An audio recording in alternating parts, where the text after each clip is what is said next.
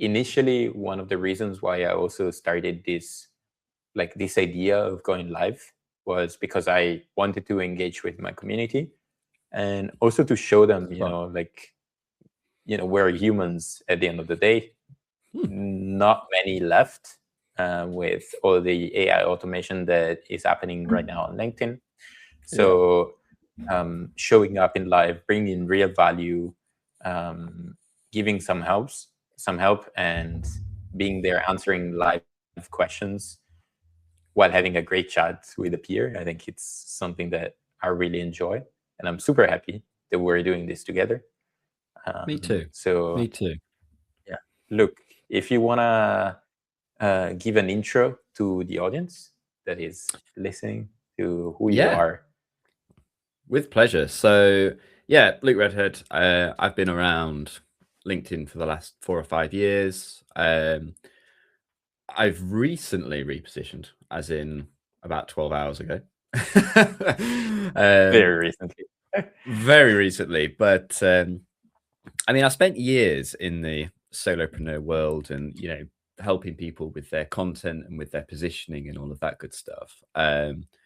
Prior to that, my career was I worked in 7 and 8 figure businesses, but I was more on the delivery and the client side.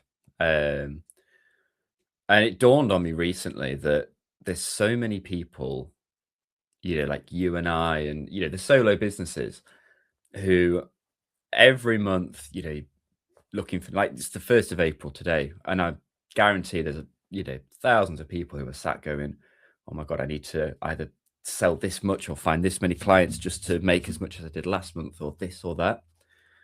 And I've noticed recently, and it's really, really dawned on me, that the majority of people we see is, I'm not saying this is wrong, but they focus massively on just more sales all the time. It's always about, making this many sales, making this, making that. And I have a fantastic example of a client I'm working with. And I said to it, I was on a call yesterday, I said to it, like what genuinely matters to you in life at the minute? And he was like, sounds silly, but playing golf. And I was like, fair, like, why not want to live your life? But I think that's the crux of it, that there's 3 main ways of making money, which is get more clients, charge clients more money, or keep clients for longer. And everyone's just kind of focused on the first one. And I realized, I was like, actually, like, I've seen the solopreneur game. I know how it works. I know the positioning. I know offers and all of that very well. But I also know what makes a stable business and how to scale and compound, not just sell harder as well. So long story short, probably the longest intro anyone's ever done to a live thing. I help people build stable businesses now.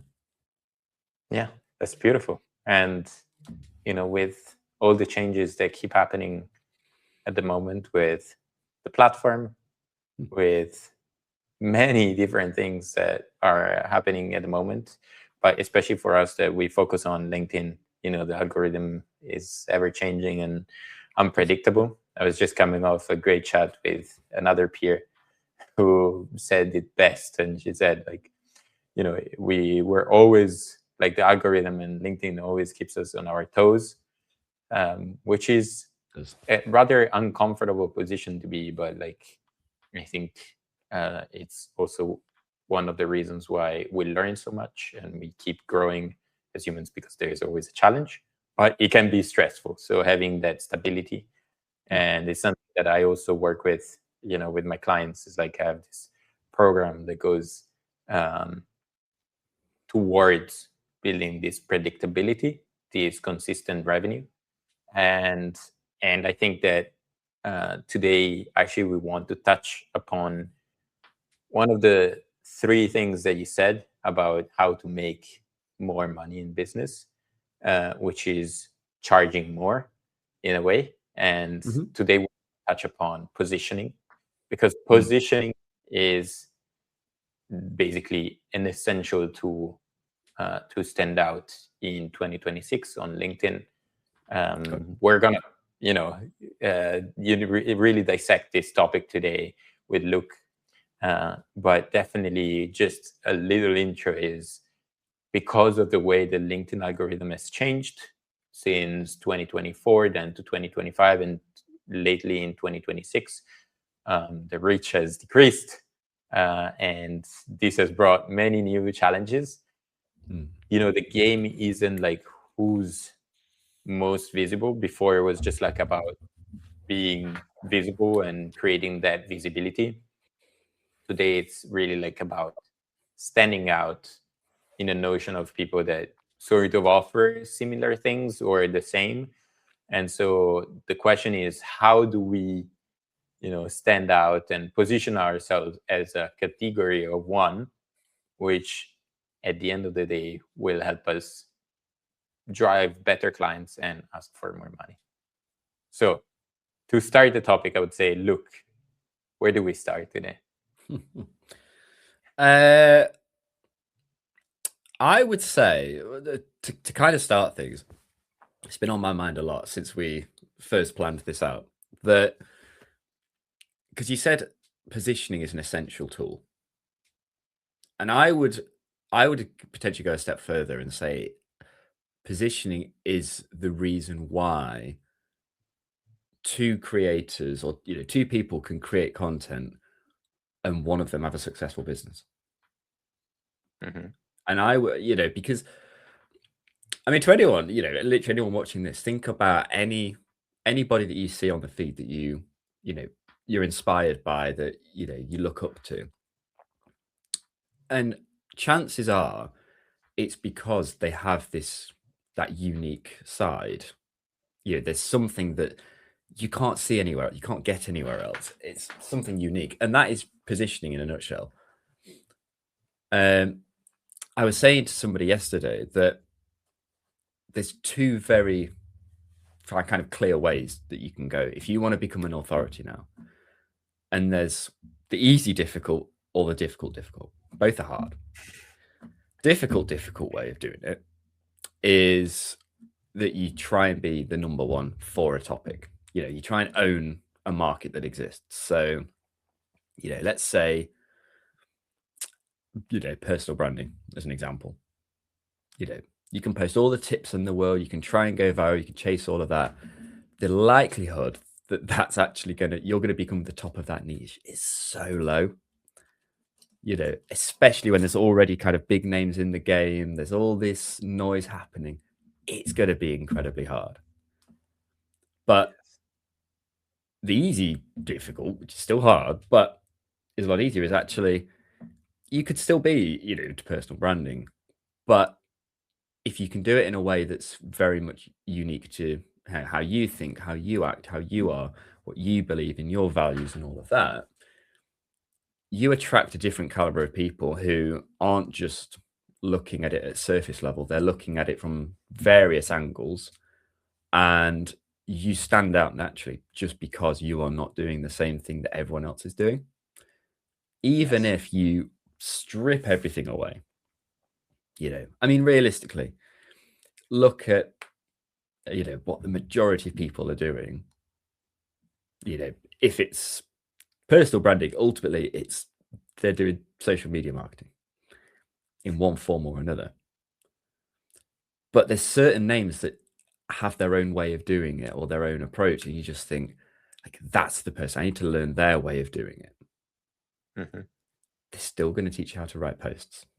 They're still going to teach you content strategy. They'll still teach you about the platforms, the fundamentals of writing, whatever else is the core thing at the root of it all. But it's because they've got that unique positioning, people want to know their way of doing it and what makes their way different to everyone else. Absolutely. And I would say, like, to reinforce that first bit that you said about, the positioning is literally why two content creators might post, but only one of them is doing business, and it's literally the reason why, for example, two peers sort of doing similar things can show up and collaborate in a LinkedIn Live without being afraid of, stealing each other's clients. Because at the end of the day, we are two different people. Like we have different personalities, we have a different character. You know, like you have a Triumph hat, I have a surfboard in the back. You know, like you live in the UK, I decided to live in Bali. Like you start seeing already that our differences do matter in terms of like our positioning. And so I think that today really, like, I want to make this super tactical and valuable for our audience to understand precisely how we can achieve that, you know, uniqueness that you were talking about. I would say one of the best parts personally, is personal positioning. And then I will pass the ball on you. But I think because we're already talking about, you know, our, like, for example, you know, you talk about, you share pictures of your trips with your fiance, soon to become wife, by the way, and exciting times. And personally, like, I share pictures with my girlfriend, with like, during my travels in Southeast Asia. Like, our stories and why we do what we do also help us stand out from a personal positioning point of view. I like to differentiate in personal positioning, in expertise positioning, and then also in differentiation through process. That's a way I like to do it. But when it comes to personal positioning, really, like, you really need to tell your story. Because, for example, if Luke didn't tell his story and I didn't tell my story, we would be here saying like, oh, I do XYZ, he does XYZ, and then you'd be questioning, okay, but you know, which one of the two can I relate more to? Which one embraces my story and understands me better because they maybe strive to achieve the same outcome, the same, like, you know, lifestyle. And if we didn't, then you wouldn't be able to understand. Or if we didn't share our reason to do business, to stay human, and I think this is something that we share, and reason why we clicked so well, you know, me and Luke, it's because we both want to be human. We both want to bring value to our audience and really help. So you do need to share that personal drive and differentiation. Gotcha. Yeah, and I think it goes, you know, a step deeper here. Like, I mean, you know, we had a call, God, what was it? Back in January? A month ago, early Feb? Was it 2 months ago? Yeah, maybe 2 months ago. Yeah. Anyway, we had a call, and it was a bit like the first time we spoke was like just catching up with an old friend. You know, it was just really nice, chilled. You know, we were making jokes, all of that cool stuff, and none of that is possible if you don't have that, you know, essentially that relationship built in the first place. You know, it's like if you go to a party, you know, with a friend, and they meet one of their friends, and you kind of stand as an awkward three because they know your friend knows both of you, but you know, you don't know their friend and vice versa. And you kind of say, "Oh, hello, you're right," all of that, and then they say something like, "Oh, you know, I like motorbikes," or something, and you go, "Oh my God, I like motorbikes too." Oh, really? Yes. Cool. And then that's when the conversation stops being awkward and starts. And that is essentially what the story and the personal side does. You know, people think, oh, it doesn't make you any money. And yeah, at face value, it might not. But it's that human connection that goes a lot further. You know, people get to know more about you. They can understand kind of your beliefs, your background, and all of that. You know, so to the point where when you do meet with them or you have a conversation or whatever the next step is, they're already that, you know, that friend of a friend who goes, "You're the guy who likes motorbikes, don't you?" "I am." "Yeah." "Do you?" "Yeah." And it's, you get past that awkward initial bit straight away. So Yes. yeah, it massively builds on that, which is why I think it's so cool. And it's, again, it's Absolutely. why, by, you know, go back to the big creators, anyone watching, think of a big name that you genuinely like. Chances are an element of the reason you do is because you like them as a person. Mm-hmm. And it's because they've shared that side of them. Yeah. I always like to tell to my clients that the best way to connect, and this links really to what you've been saying so far, is the best way to connect with someone on a deeper level becomes sharing your story, sharing your passions, sharing why you're out here on LinkedIn, like why are you doing business? Like what is the drive that gets you up in the morning and it makes you excited about stuff? If you share that, then you create a surface like for common ground with more people. So for example, like for anyone who loves traveling, like they connect and they're like, oh man, I've been here and there, and it's just so easy. We look like we share so many things. I was also working motorcycles, so like it's so easy. But that's where the idea came from. Yeah. So if we never put out our story, our passions, you see that there is this gap in like a human connection. Like we don't just want to be professional out there. Everyone can be an expert, especially now. Anyone with an access to AI really can like ask, hey, what are the top 10 tips to do personal positioning on LinkedIn? And they might get you a post. But what really makes you stand out is like having that expertise, hopefully bringing it, for example, on video, so that you show that you actually know what you're talking about more than what Claude or GPT suggested you to write. But also you tell a story, and then that starts creating sort of like a more intricate picture of who you are and why people should trust you and follow you and engage with your content consistently. I mean, yeah, I mean, a funny example of that. I mean, I started this 4 or 5 years ago, like posting properly. And at first, it became a running joke with people on LinkedIn that I was the guy who always posted pictures with a beer, because it was just like I would be out with with Sean, and we'd go out for dinner or something, and I'd have a beer with food, but there's always a moment where they bring the drink out, not food, and we'd be talking. She'd be like, "Oh, I'll take a photo for you for LinkedIn," because I was always dressed up, with a nice John Rogers shirt on.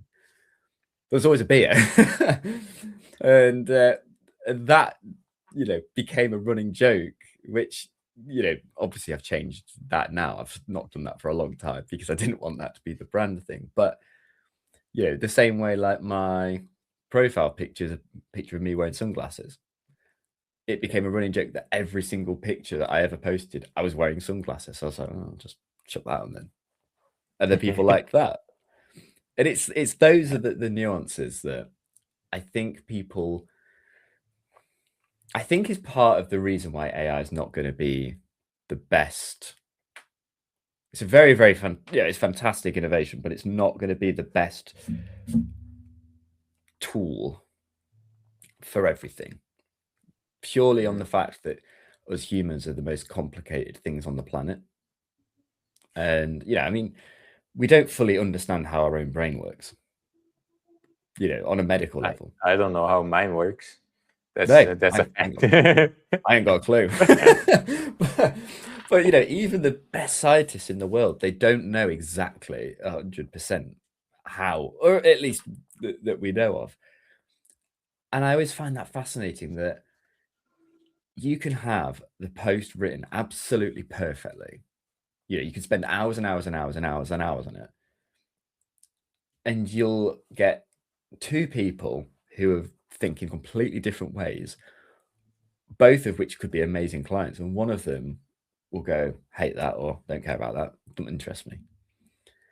And that's the thing that I think is so important now. It's like you say, Claude or ChatGPT, it can spew out 100 post ideas or whatever, but none of them have got any use to you unless you've got your own Story. That's the Yeah. word. Thank you. You know, your own insights and everything into there as well. And that's the key that Yeah. makes the feed You very really, interesting at the minute. you really need to woven it into your content, like this story, this personality, and it's really the dividing factor between someone that feels or looks like an expert, maybe has the numbers, like maybe he or she keeps going viral because they post this generic stuff, but then you go through the post and you're like, okay, well, where is the insight, where is the humanity in this post? How can I relate to it? And I think even here, just to get tactical, if you're scared of sharing your story, maybe you say, I had a client that say, but my story isn't that cool, like, because you might find someone, like the self-made billionaire, or I come from, I don't know, the ghetto, and I had to build everything with $0 in my bank account, and now I get to live like with a super happy family. You're like, okay, you might not have into like, you might not have that story, but you have your unique side. You still want to share your story, finding what other people can relate to, so that you can share and still stand out away from the AI. Now, Gotcha. when it comes to, for example, expertise, or what I wanted to say is also like how you can already tactically stand out is, for example, picking a niche. One of the things that really helps you standing out is picking a niche, deciding and defining who you work with and which transformation you get to. So there's, if we take Justin Welch, for example, like he's massive on LinkedIn, and he calls himself like the 10 million solopreneur or something like this. So he used to be something like this. So because he talks about solopreneurship, and it mainly talks to solopreneurs, sure that it's quite a broad category of people, but it's still a niche. And because of his visibility and his success, he naturally stands out as the go-to expert for a certain niche. And so I would say, like, already start asking yourself, like, who could you relate to? Like, how does your path, relate to a specific niche of people, and how can you target then your content and your expertise towards them?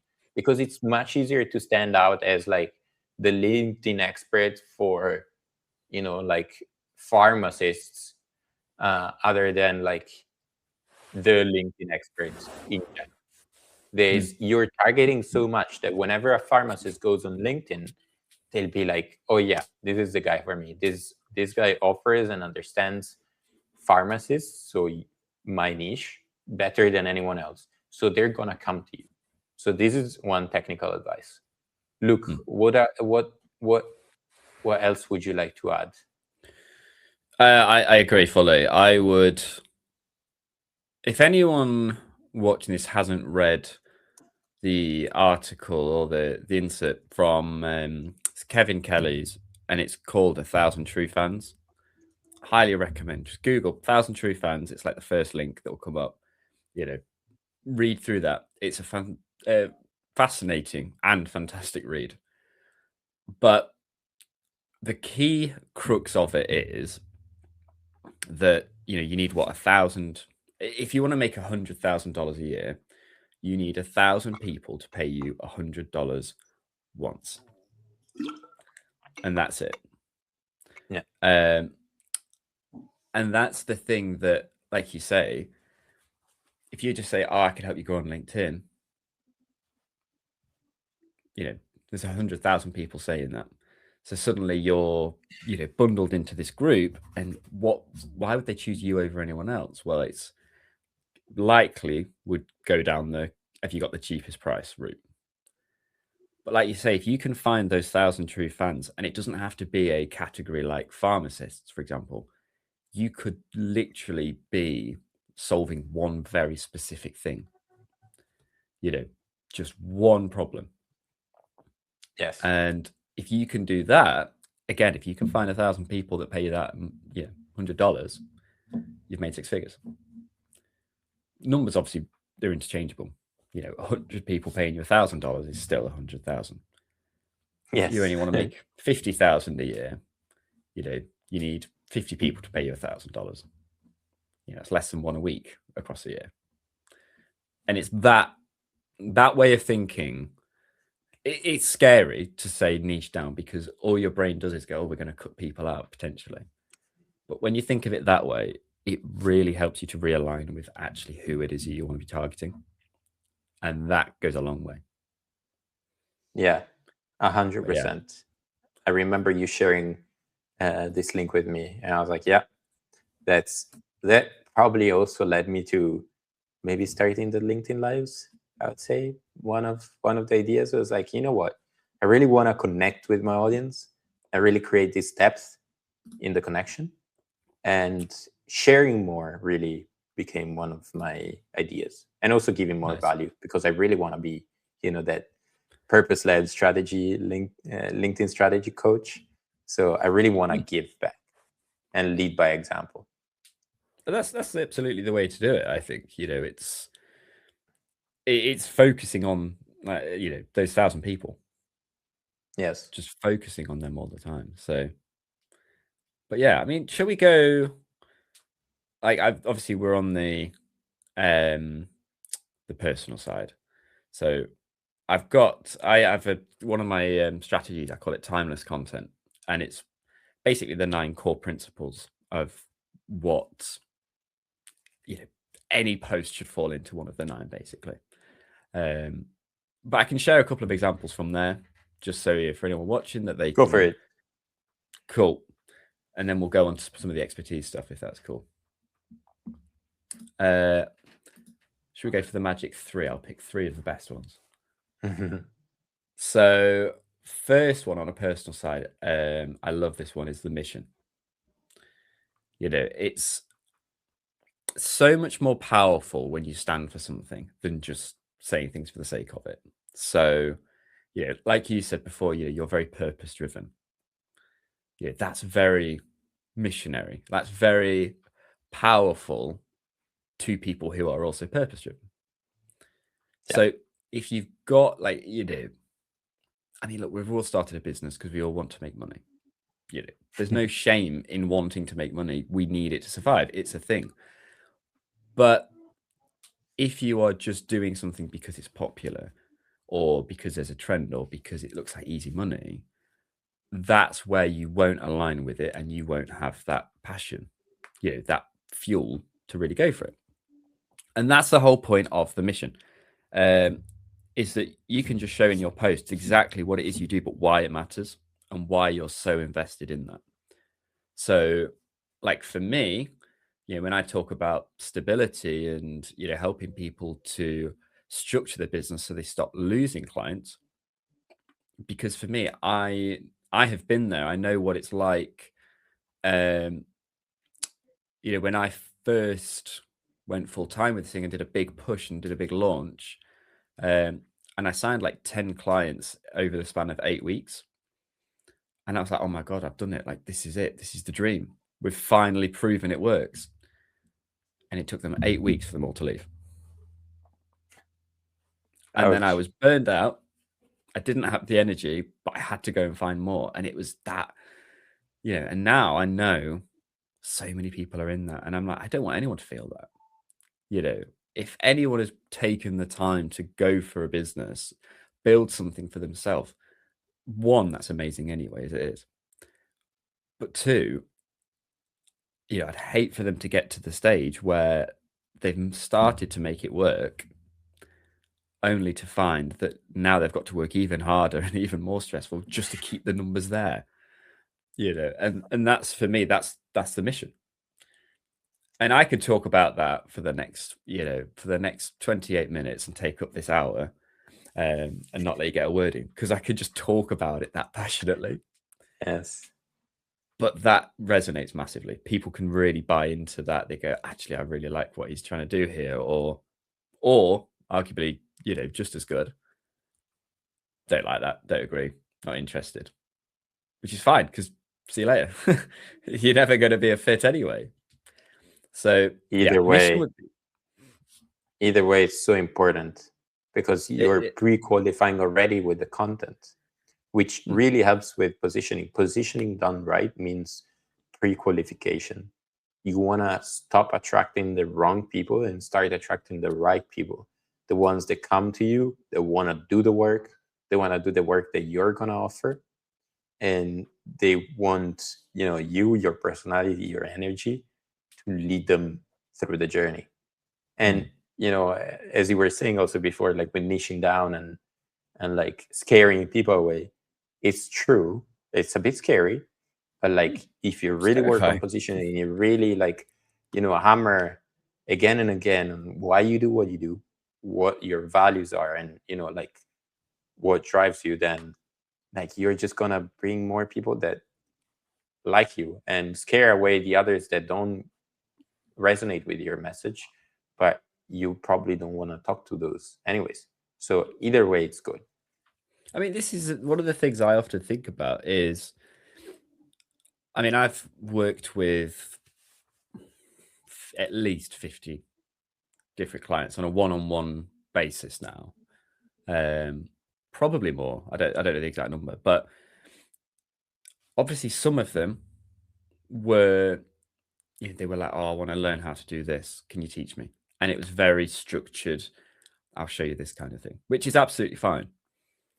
And then there was others where it was just like catching up with a friend. And we could laugh, we could have jokes, still shared the same information, still helped them with the same problem to get to the same thing, but it was just so much more of a relaxed vibe, a lot more enjoyable, because the alignment's there. Because they are the right kind of person for me, because they are someone that I get on well with. I was talking to a client yesterday, and I was saying, when he buys, his dream is to buy like a farmhouse and a plot of land and all that. And I said, when you do, I said, I'm coming to visit. Like, genuinely, like I'm so chuffed that that's his plan and that's what he wants and that's the dream, that's what he's working towards. And I said, like, I'm coming to visit and I'm going to bring a big hamper of like goodies as a housewarming gift. And that's so nice, the kind of relationships you can build with this stuff. Yeah. So I shared mission, and then I got a bit excited and droned on. The other two, I'll keep them short and sweet. Philosophies, massive one. These are your ideas and opinions. These are massively powerful for magnetism, to attract and to repel. Majority of people, they'll say, but just for a minute, just think, what would be more powerful if I said, here's how to go viral on LinkedIn. Yeah, we've all seen it 100 times before. But if I said, my opinion on why most posts don't go viral, you're not going to find that opinion anywhere else. Yeah. Even if the going viral on LinkedIn as a topic isn't the best topic to talk about, we'll ignore that. But it gives you that unique angle that's very aligned to you and what you're doing. And then the last one I'll share, because we already talked about the story, so there's a sneaky third as a bonus. So the fourth one then is behind the scenes and daily life. And that is all the stuff that you do, day to day. It can be like the morning coffee that you get up and have. It can be the walk you have before you have a call. All these things that just make you unique. they might not be, you might think, oh, they're just normal or they're not that interesting, but to a lot of people they are. It's just insightful. They get to see a little bit like behind the scenes of how things work, what you're thinking, how your life is. It's why one of the most popular content formats at the minute is the POV. You da da da da da da. It's exactly the same as saying, I ran a marathon last week. POV, you ran a marathon last week, and now your leg's dead. Yeah. But it's behind the scenes. It's the daily life stuff. Yes. And again, they're really like, I would say with one little like, piece of advice here, like, don't start sharing anything, that you do in life, because then I would say rather like get a clear picture of what your passions are, so that then you can create a narrative around that.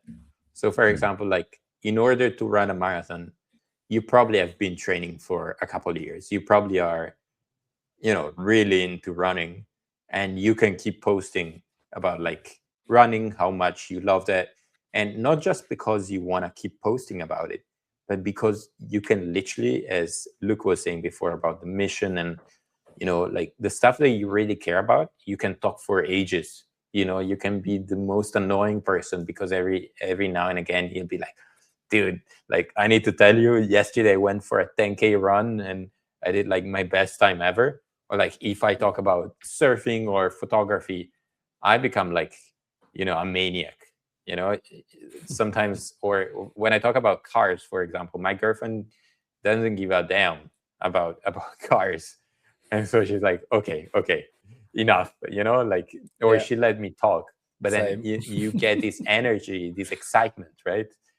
And so like, it's really about like finding those topics and those activities that you do recurrently, and that you can keep posting so that you create this narrative. Like even if you love coffee, there's people who just post like, oh man, I tried this coffee. Or a guy that I met out here on LinkedIn, he plays the saxophone, and so every Friday he plays the saxophone on LinkedIn, and he's now like the sales guy who plays saxophone. There's something, like if you're really into something, it really becomes quite easy to position yourself as unique, because then you have this specificity to you. So I really love that. Yeah, everyone is unique. Like there is no single two people on the planet that are the same. absolutely. And there's a reason why in business, having a USP, the unique selling point, has always been, it's been like the top thing for decades. Like what makes you unique? What makes it different? What makes it special? Like, everyone's already got that. And I think a lot of people, they just overthink, or they try and find what sounds good or something. And it's easy. It's so easy to get overwhelmed, and your brain gets into a spiral. But all of those things are unique and relatable. And that's how you'll find the person at a party that you don't have to have that awkward hello and stand and sort of look down at your drink or check the weather 15 times on your phone. You can start a conversation because you've like, got hey, it's a sunglasses LinkedIn guy. Yeah. It's like having having something that really makes you stand out. It's really, really important. I would say some other things that can help you like position yourself, that also work. Personally, I talk about like, well, expertise. When I talk about content strategy with my clients, for example, expertise is something that I try to like, I move past quite quickly, because I don't see it as a very like a super important, or something that you should spend too much time on. It's something that you need to keep showing on a weekly basis. You need to show that you're an expert, that you know what you're talking about, that you give valuable advice. But something that I would rather break down is like the process that you lead your clients through. So having this content that shows like the behind the scenes, but in the business world, is also something that I really enjoy. And it could be, like the pillars of your offer. It could be, the specs of what you offer in your process. So for example, like, do you do it one-to-one? Do you do it done for you? Do you do it done with you? Right? And also, I would say this is kind of a, contrarian topic. I do like to talk, for example, about pricing, because prices do help your positioning. Like, I've been into this spiral of like showing a bit more how much I charge, because I want to pre-filter, to pre-qualify those who come to me, so that I do not end up spending like 30 to 40 minutes in a sales call with someone that ends up saying at the 35th minute of a call, be like, oh my God, this is so expensive for me. I cannot afford it. So position yourself in a natural way, in a way so that anyone who cannot afford you, who's not willing to purchase from you, would be like, okay, this guy, I like what he or she does, but it's just not the current moment in business. And again, you're gonna, push people away, but also you're gonna talk to the right ones, or like, okay, it's 5K for a program, 10K for a program. It's fine, because I do see the value. I'm ready to invest now, and I know that my business can make this in one client, right? So you start talking to the people that you want to serve. Massively. So yeah, it's so important. Yeah, and you can also frame it as well, and I because as you said about sharing pricing, I can imagine majority of people watching this probably winced and went, oh, I don't want to do that, because no one wants to write a post and say, I charge this. But there's framing to it, and you could literally frame it as, rather than just say, this is my price, because that's very direct and forward, but you could sort of give logic behind and, show the think. Again, it's like a philosophy, it's a belief. So you could say, like, I charge more than most, but here's why. I go this deep into stuff. I do this, I do that. Like, I think that this needs to have more of a, like, let's just say like a PT, for example, say majority of PTs cost this, I charge this, but majority of PTs don't give you all of these extras, like, I believe that this stuff is way more important than just giving a diet plan and this and that. And then people start to go, actually, I like the transparency, I like the thinking, if they like the approach, if they like all of that, it only adds in your favor, and it pre-sells them, like you said. Absolutely. And I think that that's exactly, that differentiation through process, that visibility, that transparency, that sort of makes your offer even more valuable, because then people be like, oh, he offers this, or he does it this way. And they start getting so much more clear on how you would work together, that then once you say, hey, yeah, I do this at 5, 10K, whatever, like, then people be like, oh yeah, it makes sense. It's sort of like, oh, I now understand his process, I understand what he strives for, what the outcomes are, like exactly what we're gonna do. So they feel empowered to take a decision with more clarity. And clarity is always the ending psychological trigger that enables a purchase. So just to give a quick insight, like, people usually buy first emotionally, then rationally. So the emotional part is what me and Luke touched upon on the first part. It's like telling your story, tell your mission, show the behind the scenes, what your life looks like. That's, you know, like a bit more. And also, of course, you can talk about the psychological of like stability and all of that good stuff that we already touched upon. But then the rational part of the brain is like, oh yeah, they see the price and we're like, okay, so how do I, you know, excuse this expense to myself and for my business, or to your wife, to your partner, and be like, oh, I need to spend 10K on a program. I don't know, like if this makes sense at the moment. And so you really want to give them clarity on a rational point of view to why this investment is good for them in this moment of their life. And the more I'm clarity, convinced, just before, sorry, you go off, because there's a very important point I want to make. I'm convinced that everyone's brain works in a very, well, they work in a similar loop, but I'm convinced that they work in a sense that people have, you know, emotional buy-in and then logical justification. You know, there's a great psychological concept called like the inner child, you know, and imagine that we've all got like a little, you know, 5-year-old inside us that just wants to eat sweets, jumps around the room, loves playing, doesn't care about the adult world. Like they just want to have fun and enjoy life. And when so let's say somebody sees your content and that emotional buy-in starts to happen, they start to think, actually, you know, I like the vision. I like how, you know, they live in Bali and go for walks at 3 p.m. I want to have that. That's kind of like the inner child jumping for joy and being like, yeah, we want this. This is cool. But the inner child's never going to understand the 5 or the 10K price tag.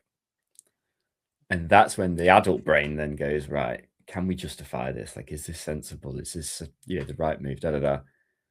You know, that little 5-year-old's like, do it, because they just don't care. They don't understand money. They just care about the emotional feeling of that looks good. I want, give.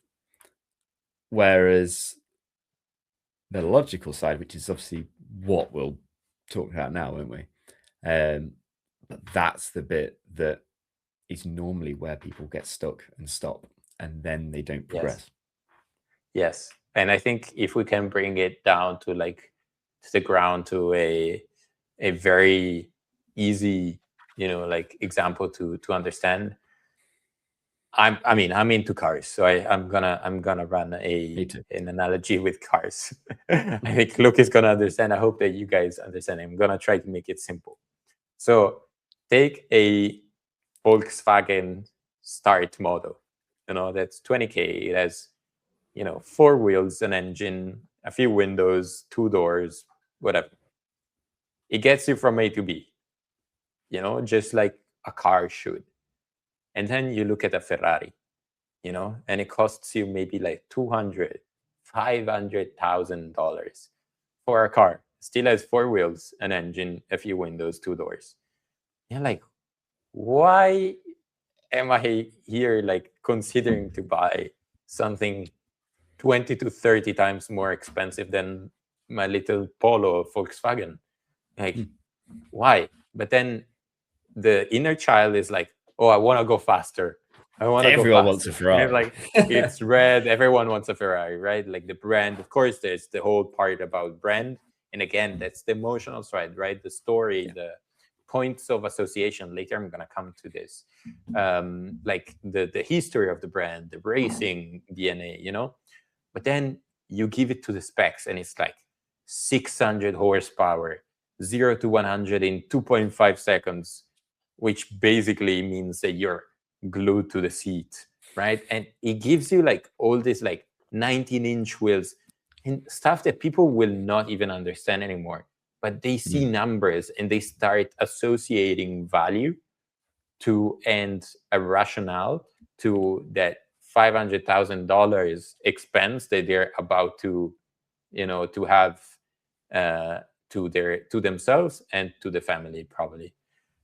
So that is the rational, logical aspect of like the buying journey, and you do really want to, you know, talk to that as well.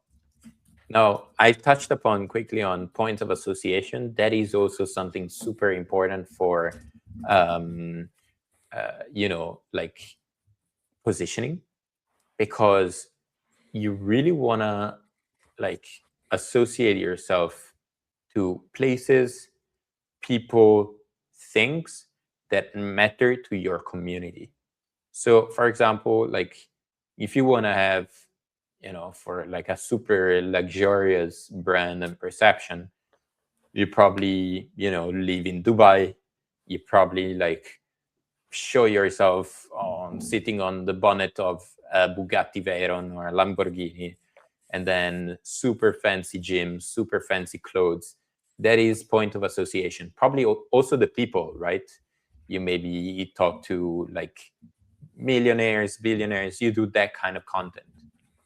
On the other hand, for example, reason why, me and Luke are here, like we care more about the human aspect, and we care about purpose, we care about like giving value.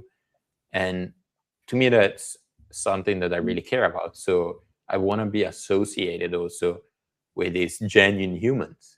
So as for you listening to this, also it's like understand which kind of positioning do you wanna have? Like, do you wanna be, super luxury? Do you wanna be purpose? Do you wanna, do something else? Just understand what the community that you wanna build values, and associate yourself with that, because that's ultimately gonna help with your positioning.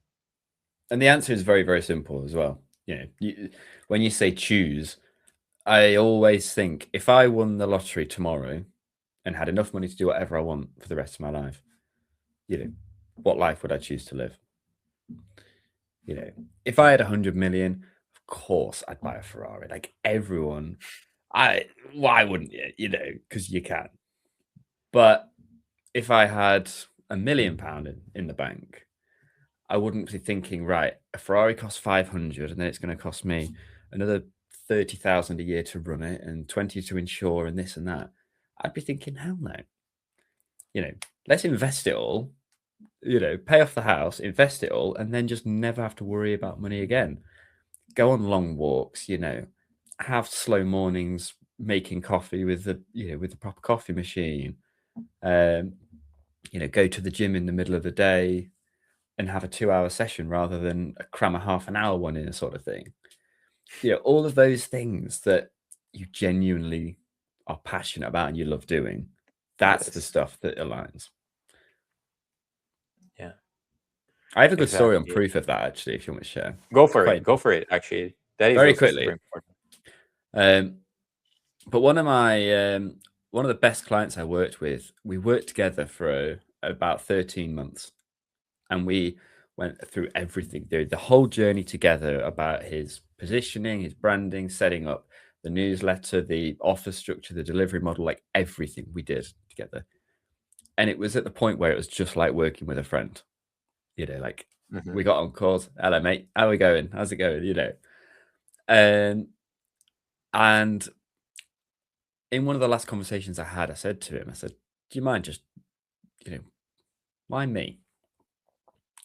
Like I love everything that we've built and I love the friendship with it, but why me? And he said that he was already successful in a career. Already had a good job, already earning good money. He said, but every time he went on LinkedIn and he saw pictures of me out on walks in the countryside, in fields, he just thought, I wish I had that. And that was the start of the conversation that led to us working together for that long, that from a numbers perspective was worth thousands.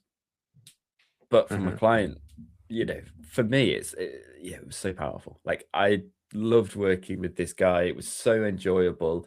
It just felt fun to help someone that you get on so well with. Yeah, honestly, like I'm completely with you. And I think that at the end of the day, this is something that I really stand for as well. Like I always say, I want to have, client relationships that go beyond just like business and, professional. And I can say that, most of my clients I consider like friends. I'm gonna go and like I've been invited to a wedding of one of my clients, which is, you know, it's something incredible. Like when you manage to create this connection through presence, through like the relationship, and it turns into like one of your best mates from LinkedIn and someone who you can really talk to, and you get invited to a wedding, like, you know, that's something that you're like, oh my god, you know, like this is not it goes beyond positioning, but like when you see that your positioning is really aligned with who you are, then you don't even have to force it anymore.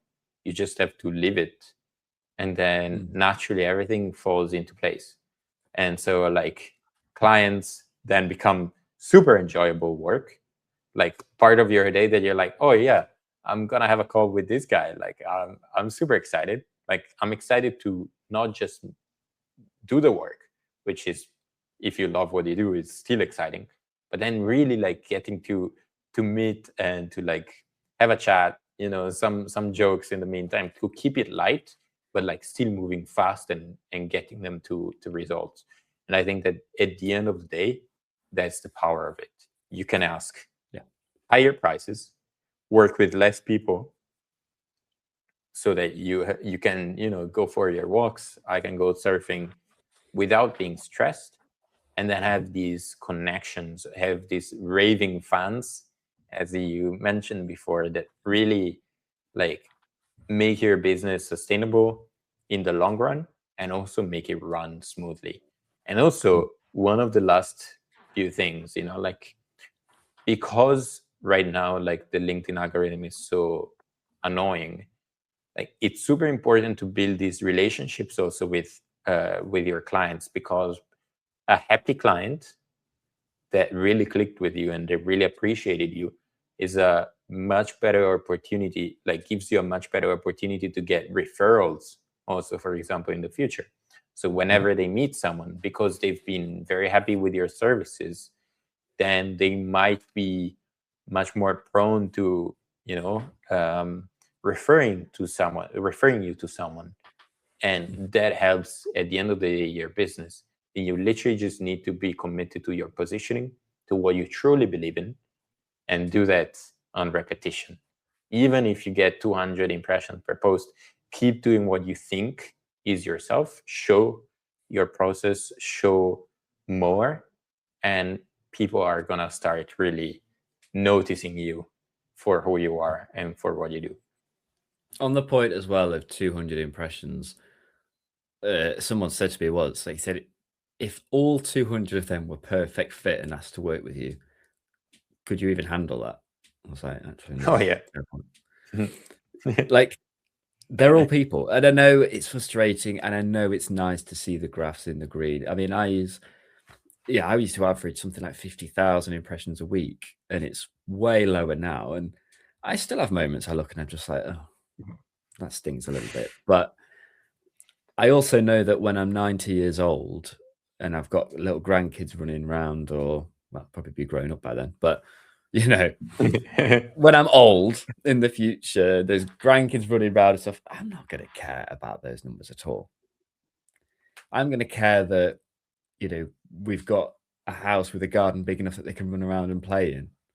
Yeah, I'm going to care that I got to spend as much time with Sean, my fiance, you know, rather than just working endlessly.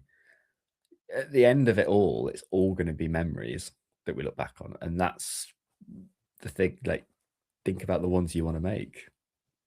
You know, Yes, you can't build a business if you have 0 impressions on every post. Absolutely not. But you probably don't need 1 million impressions every time you post to build a business. that also, I think that everything that we've talked about, since we also hit the 60-minute mark, everything that we talked about actually works to the opposite end of being stuck at 200 impressions. Because sure, like you cannot control the algorithm. So if the algorithm wants you to be at 200 impressions, fair enough, you cannot do anything about it. But once you think about positioning yourself as a category of one, like niching down, offering one service, one transformation, being really clear of how differentiated you are, positioning yourself personally, and making your people tune in.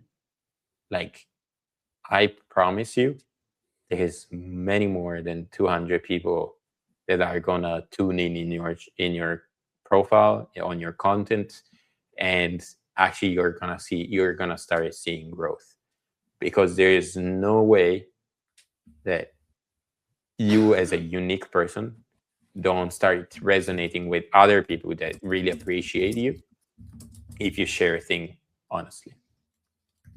Now, if you guys have any questions, I think that we're getting now to the Q&A part of the video. So Noshin, in the meantime, in the comments, was like, yeah, clarity makes us stand out. Absolutely. I think both on a personal level and on a logical term, like, again, emotional against logical. And then Archita was saying, hey, like, can I rewatch this later? Is this being recorded? Yes. There is a recording, so it will be available to anybody. Mm-hmm. And also you can find it on my YouTube channel. I'm gonna post it. So if you ever guys want to watch it again, both me and Luke are gonna be able to provide you the recording. Wouldn't it be really cruel if you followed up with that and just said April Fools? Oh man, we haven't done one this whole hour. I can't believe it. Yeah, honestly, I was thinking today, I was like, should we actually show up to this? I was gonna message you and be like, oh, I can't make it, and then I didn't. Honestly, like at the same time, I was like, is Luke actually gonna take the joke on me today? But yeah, guys, if you have any question, otherwise, honestly, like, I love this conversation, and I hope you guys got a ton of value. Again, I really encourage all of you listening to this to go out, share your story, share your differences, share your core values, anything that makes you unique, and start creating that category of one that you deserve in order to attract your dream clients that will also pay you more. So to stop like blending in and naturally stand out thanks to who you are. Anything to add, Luke? No. I say no. I'll follow up with something to add. But yeah, the only thing I would add there is, like you say, there's oh god, I mean, the amount of nights I've lost sleep worrying about algorithms and things, and now I'm just like, why? At the end of the day, humans are still the same as they were 5 years ago. Like, the psychology, brains haven't just rewired themselves overnight. They still work in the same way. Chances are the problem that they have, it still needs fixing. Maybe it's just a different angle now. Maybe things have tweaked, or maybe they need a tweak because, like, from a marketing perspective, AI is a thing. So we've got to start talking more about that angle and stuff. But the crux of the problem is still the same, and the psychology is still the same, and the desire to fix it is still the same. So focus on them, the 1,000 true fans. It's the best articulation I've seen on this in a long time. But they are the people to focus on. Yes, absolutely. Find those, and you have yourself a business that is profitable and that allows you to ultimately get to the lifestyle freedom, for example, that I crave and that I want to help more people achieve. And that lifestyle freedom is, at the end of the day, what also allows you, to spend time with your loved ones and to do what you love. So absolutely, I think this is the end of our conversation. And guys, see you live on our profiles, in our content. Guys, Luke, thank you for this chat. It's a pleasure. Thank you. I've enjoyed it. Have a great day. Ciao, everyone. Cheers. Bye-bye.